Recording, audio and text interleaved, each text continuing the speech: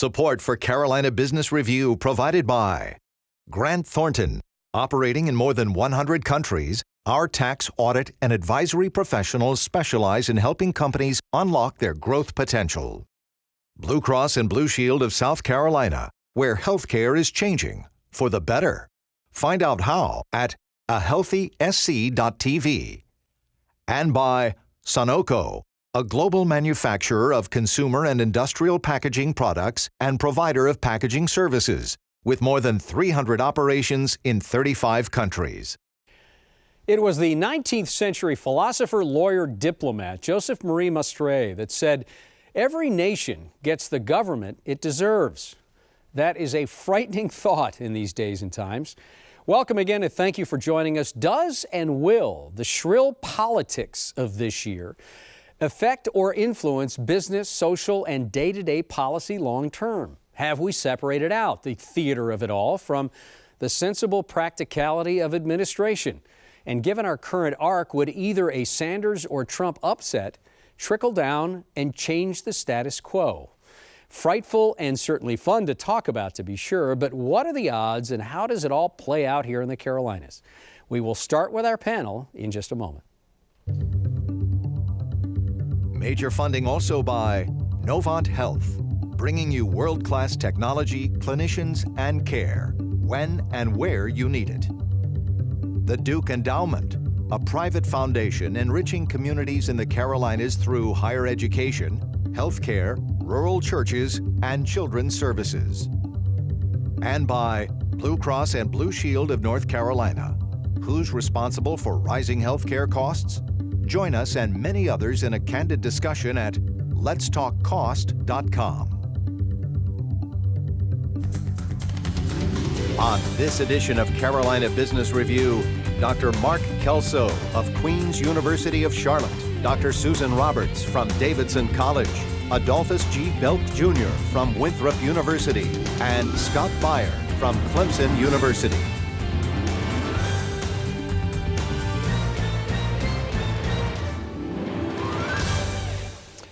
Hello, welcome to our program, ladies, gentlemen.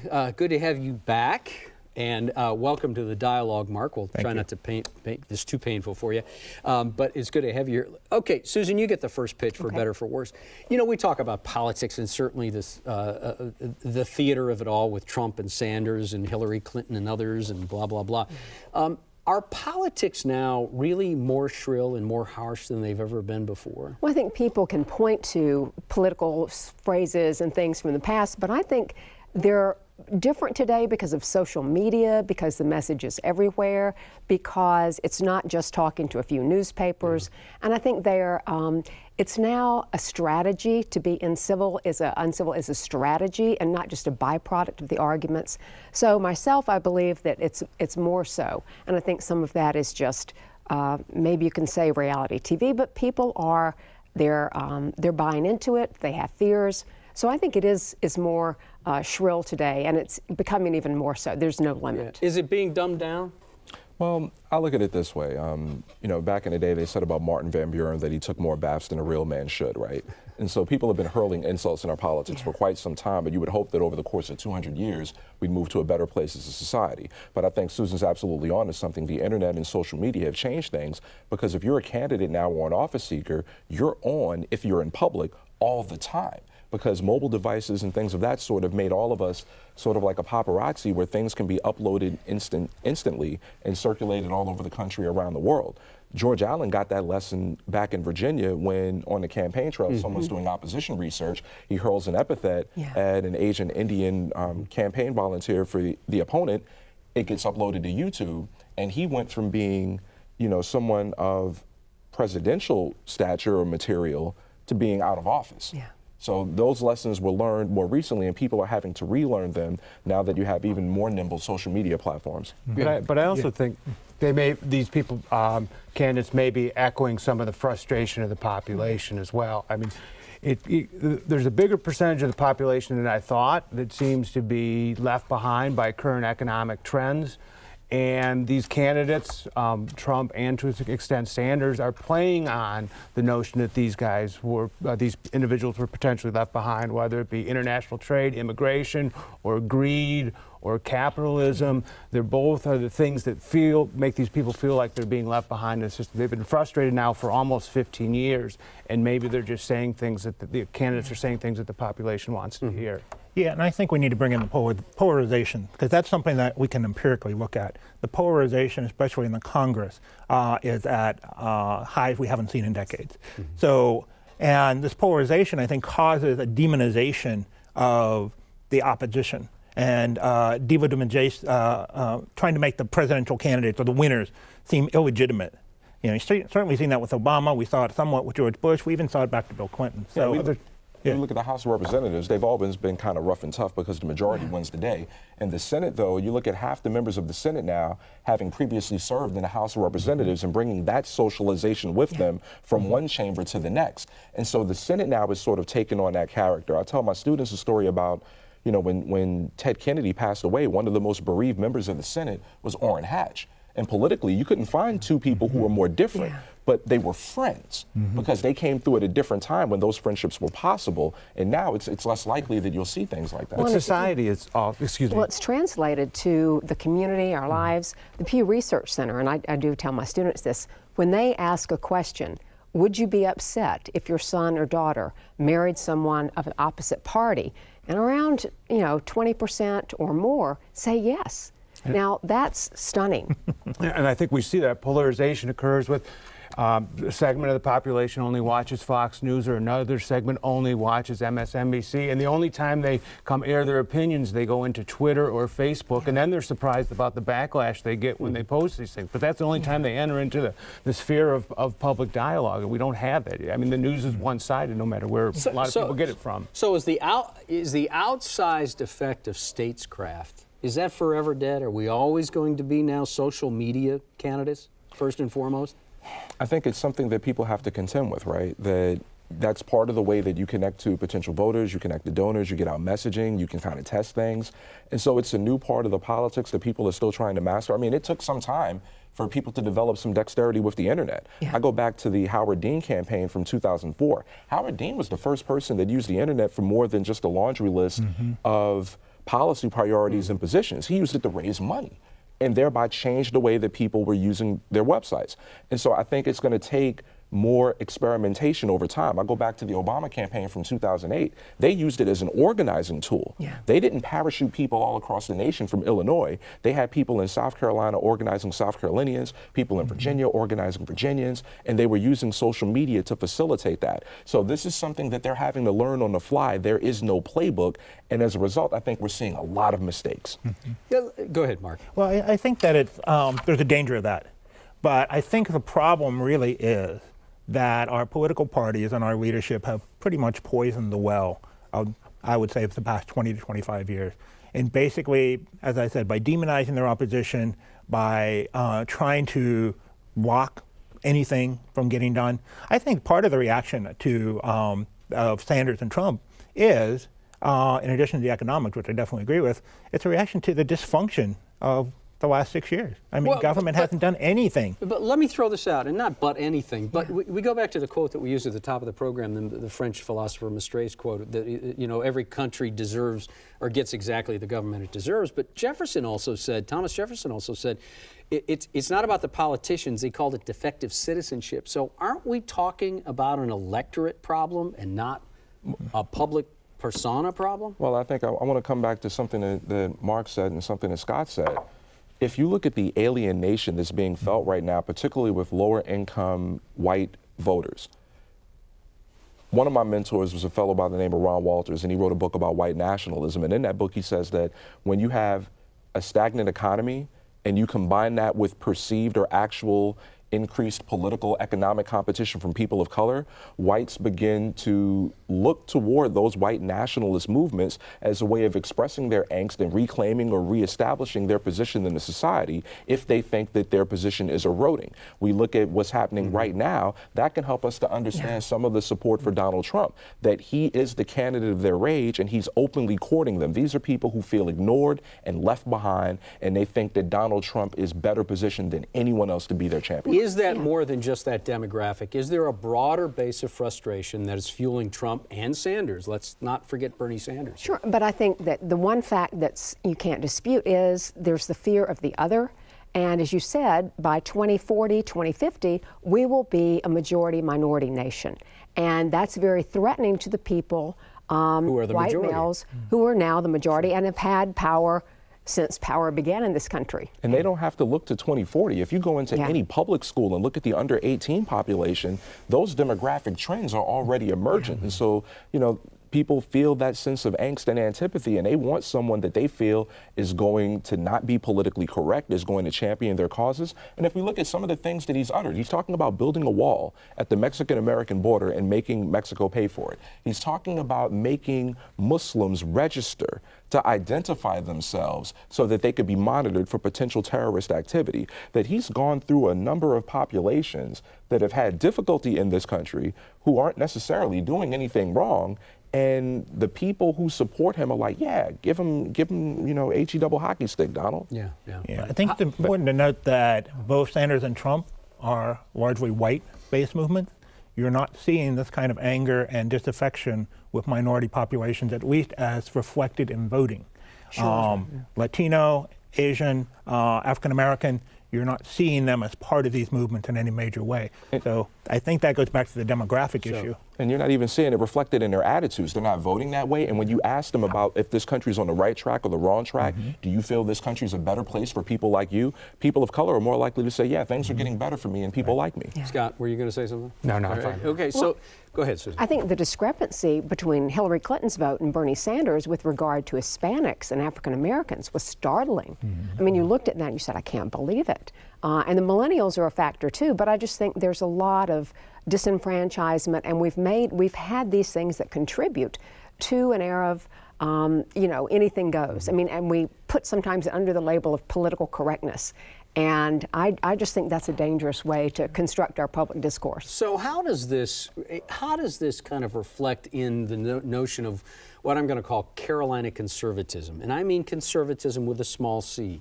Not the political stance, but more the nature and the providence of those that live in North and South Carolina. And I say that with this little symptom of Donald Trump said to voters in South Carolina, you ought to be embarrassed by Nikki Haley, and she responds right away and said, bless his heart. Now that is so Southern, it's dripping magnolias. So what is this idea of the broader national shrillness and what goes on and how it's going to be reflected in North and South Carolina in the governor's race in this year for North Carolina and the governor's race next year in South Carolina? Well, I'll talk about North Carolina. I think traditionally in North Carolina, you've had a split on the right side of the political spectrum between the business conservatives, kind of like the former Governor Martin, and the Jesse Helms conservatives. And I think what is happening here is you're getting increasingly conflict between those two groups. And Governor McCrory, I think, is in a difficult place politically because he's really more of a business conservative, but the legislature is more social conservative. So in order to win in 2016, he needs to keep up that image of the business conservative, get the moderate vote, but he can't alienate the social conservatives. So I think in North Carolina, especially on the right, you have this kind of traditional split that is really coming more and more into focus. How much at risk does that put McCrory in North Carolina to not win re-election? Well, I think it puts a lot of risk because I think he has been someone who tries to navigate where I came from, which is Charlotte and Mecklenburg, and where I am now in the midst of this Republican-controlled House and Senate. It's very difficult for him. I think if you look at Roy Cooper, what I thought was interesting, one of the hallmarks of his campaign, or maybe not the hallmark, is he supports voter ID. That was a big emphasis for Pat McCrory. And so I don't know what Pat McCrory is going to do with regards to some of these social issues, but as you say, the conservatism, we're still, the religiosity, North Carolina and South Carolina up in the top 15, top 10. Go ahead. Well, I think in both states there are social conservatives who feel as though they've been played. That you've come to us, you've courted us for our votes, you've talked about the sort of things that you're committed to, how you share our values and want to see our conservative Christian principles reflected in not just our political discourse, but in actual policies, and then you don't follow through. And so now they're reaching that point where they're angry and they want to hold people accountable for failed promises. I also think it's interesting when you consider some of the demographic changes that are in play. You know, in the presidential election, North Carolina is purple. North Carolina's moved now into being in play. And you look at the populations that are coming in, they tend to be better educated. You have more people of color. And so that's going to change state politics. And North Carolina is further along in that regard than South Carolina, though South Carolina did add about 1.5 million people from 2000 to 2010. So I think that within the Republican Party, the social conservatives are doing more to make their influence felt. And then on the Democratic side, you know, people want you to do more than simply to court them when it's time to vote and then forget about their policy concerns when it's time to govern. So how does, go ahead, Scott. I was going to chime in on some of the economics coming potentially down the road, in the sense of if there's discussions of, you know, potential trade wars and limiting outsourcing. National trade war, national, international trade wars. Yeah. And I think that could have a big impact on this area, because if we limit the amount of outsourcing, you also have to remember that could limit the amount of insourcing as well. And currently, an interesting story was recently a textile mill relocating from China to South Carolina because it was more cost effective to locate here. And so if you limit the amount of outsourcing, you may limit the funds flowing in to companies like, again, to use Michelin, BMW, this Kia company, as well as Volvo is a the parent company of Volvo is Chinese. So again, you worry about limiting what can happen economically, how it'll impact in economic development circles, and especially in South Carolina, that has been at the top of the list for economic development wins nationally. Right. Yeah. Does that become a liability, this political dialogue now? I think it can. I think you worry about that. Yeah. Mark? Yeah, I would agree. I think that a lot of business conservatives are terrified by a Trump presidency, because it's going to have effect on the ballot too. And I think it will affect the Cooper-McCrory race, but it's also going to put, I think, the Senate race into play. Not only North Carolina, but probably about 10 Senate races that Republicans could potentially lose if Trump is at the top. Does that include Lindsey Graham's seat in South Carolina? He's pretty secure, but when you think about it, you have to step back and look at the big picture. If you can have control of the Senate, then if you're the Democratic Party, that puts you in a position to sort of block what a Republican administration could do, or at least take some of the steam off. Think about what happened in the first 2 years of the Obama administration when we had United Government. You had the Lilly Ledbetter Act, you had the Affordable Care Act, you had student loan reform, you had financial reform. They were going through a number of things on the president's domestic policy agenda and even making some advancement on some of his international concerns. Once you got back to divided government, some of those things came down to a halt, and now we're amazingly looking at a circumstance where leaders in the Senate don't even want to entertain a nomination for a vacant Supreme Court position. So the prospect of having divided government could make things more difficult for a Republican administration. And so Democrats would certainly say, if we can't get the White House, or we can't retain the White House, we need to try to pick off as many seats in the Senate as possible. You know, Susan, I want to ask you this question, and you just mentioned this, and I don't want you all to get out of this room without talking about this. The Supreme Court nomination to fill, of course, the late Justice Antonin Scalia is that something that we ought to change the process of, and a president in the last year should not have it? Or should we keep the process exactly how it is and let the, if you will, let the antelope go through the python accordingly? Well, I mean, this was my strategy. The Republicans had a nice opportunity to take the high road. They could say, sure, we'll look at anyone.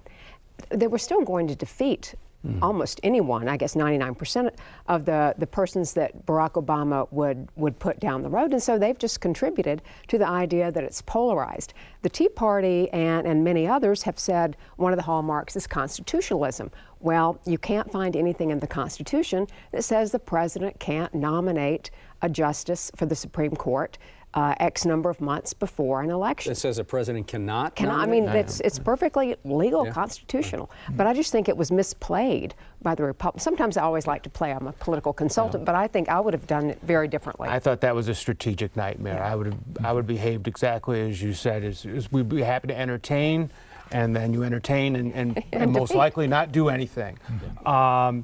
But again, I would not recommend changing anything, because again, this acts as a little bit of a enforcement mechanism on the executive office and the other branches of government to pick people that, again, would be supported all around. And so I think this is going to be a fairly broad statement, but if we've got increased voter turnout, if we got dramatically increased voter turnout, would a lot of these issues go away? I think in some ways what plays with the electorate is a reflection of what's before the electorate. And we have a circumstance that's ripe right now for the sort of challenge that's come with Donald Trump. If we look at what Bernie Sanders represents on the other side, there were a lot of Democrats who could have made great presidential candidates who looked over the other side, saw former Secretary Clinton and thought, you know, I'll sit this one out. Yeah. Because she has name recognition that they don't have, and she has deep pockets in a pretty, well-functioned, well-oiled organization. So Bernie Sanders comes in, and he's not a Democrat. We have to keep that in mind. He's not a Democrat. He's an independent but he's who being caucuses couched with on the the Democrat. left side of the right. ledger. He's giving her a challenge from the left because he didn't see anyone else doing it. Mm-hmm. On the other side, Trump is, he's a mirror to the electorate. We get him because of them. Mm-hmm. If voter turnout increased, I'm not certain it would look much different than what we have in this moment. But what I think is interesting for political scientists is the Trump candidacy has turned some of our patterns on its head. It used to be the primaries were for the party elite. Is that a bad thing? Well, it makes it more interesting. We don't have to sit back and look at patterns, but the primaries had a higher socioeconomic demographic, higher education, more people that followed the party elites, and now it's just the opposite. Mark? Yeah. One of the things you have to think about, though, is who would be voting if we had higher turnout. And if you look at the demographics, it did not look good for the current Republican Party. I mean, right now the estimates are, based on previous voting patterns and demographic changes, that approximately 26 to 28% of the electorate for the general election will be non-white. So do you think, and not to interrupt you, so do you think that's a sinister intent in the Republican Party in North Carolina around voter ID and voter registration? Trusted. There was a fellow who appeared on a comedy show, late night comedy show on a cable network, and he said plainly in the interview that this was about restricting access for young people, college students most especially, and African Americans, those very demographics that tend to vote against the Republican Party. Right. Lindsey Graham said after the 2008 defeat that the Republican Party could no longer be the candidate of angry white men or the party of angry white men because there aren't enough of them. And rather than going against that, people doubled down on it. You saw the lawsuit out of Alabama against the Voting Rights Act, rendering pre-clearance inoperable. And then you saw a proliferation of voter ID laws across the state. We can't get victories out of the electorate as it's changing, so let's try to bend the electorate back into something that it used to be so that we can play well. Yeah. And just if you do the figures, let's say it's 27% non-white, Hillary Clinton wins 80% of that, and that's probably a conservative figure. I think Barack Obama won a little more in 2012. Yeah. She'd only have to win about 38 to 39% of the white vote to win. You go back to 2012, Obama got 41% of the white vote. Right. You look at presidential contests before that, if a Democratic candidate got 41% of the white vote, they got trounced in the general election. We got 2 minutes left, and I do want to get to this. In North Carolina, there was a very large debate, and in fact was decided by the courts. It went to the Supreme Court of the United States, and they bounced it back to North Carolina and said, no, you don't get any more time. You've got to redistrict. You've got to redraw those congressional lines. This has been an ongoing debate in both states. North Carolina just happened to boil out into the open because they had to do it. They were compelled to do it. Susan, how big of a deal is redistricting in North and South Carolina? Well, it's a huge deal because it really, if you draw a district a certain way, then you can pick your voters. I mean, and it can challenge incumbents. Many people were surprised Alma Adams is now living in a district that is not her own. Now, you don't have to do that. And it's very strange. And I think it makes a difference all across the country. In gerrymandered districts, I used to think campaign finance reform was the real problem in this country. Now it's redistricting and gerrymandering to me, because that reinforces this polarization and the fact that you don't have to play to any kind of moderate, you don't have to have any of the C words, compromise, consensus, any of those things. You've got everyone has your back. We've got less than a minute left. Does that change the calculus in South Carolina to redraw districts? I don't think it does. I think that what the demographics are in South Carolina, I don't think it would have much of an effect. It would matter a little bit on the margin, but overall, I don't suspect. So. Yeah, guys, ladies, I mean that in that sense. You know that, Susan. Thank you. Thanks for being on the program. Good to have you all here. Mark, welcome to this gang. Good luck on the next one, because I know we tried to get you in here as much as possible. Professor, good to have you. Susan, Thanks. good to have you. Scott, thank you for being on our program. If you have any questions or comments, we would sure like to hear those, most genuinely. Go to carolinabusinessreview.org and watch our programs or make a comment. Thank you very much for watching. Until next week, I'm Chris William. Good night. Major funding for Carolina Business Review was provided by the Duke Endowment, a private foundation enriching communities in the Carolinas through higher education, healthcare, rural churches, and children's services. Blue Cross and Blue Shield of North Carolina. Who's responsible for rising healthcare costs?